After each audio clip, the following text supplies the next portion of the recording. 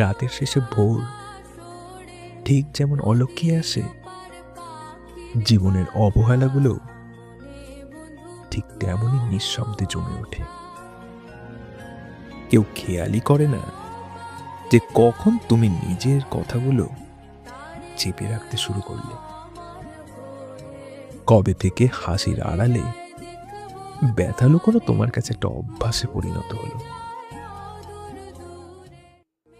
অবহেলা বড় কোনো শব্দ নয়, কোনো ঝড়ও নয়, বরং একটা ক্ষুদ্র ক্ষুদ্র হাওয়ার মতো, যা আস্তে আস্তে একটা মানুষকে ভেতর থেকে ভেঙে দেয়।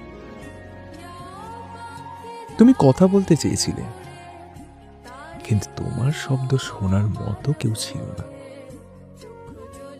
তুমি হাত বাড়িয়েছিলে, কিন্তু স্পর্শের উত্তরে পেয়েছিলে কেবল শূন্যতা। এক সময় তুমি বুঝলে, মানুষের কাছে না হয় তুমি গুরুত্বহীন, কিন্তু নিজের কাছে নয়। নিজেকে আর ভেঙে পড়তে দেবে না তুমি। অথচ মনটা তবু অবুঝ। অবহেলার যন্ত্রণার রাগে ভরে যায় না, বরং অদৃশ্য এক কষ্টে ভারী হয়ে যায়।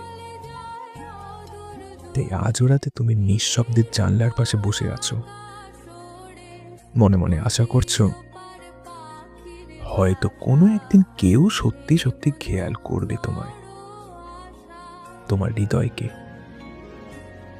যেটা খুঁজেছিল শুধু একটু গুরুত্ব, একটু যত্ন।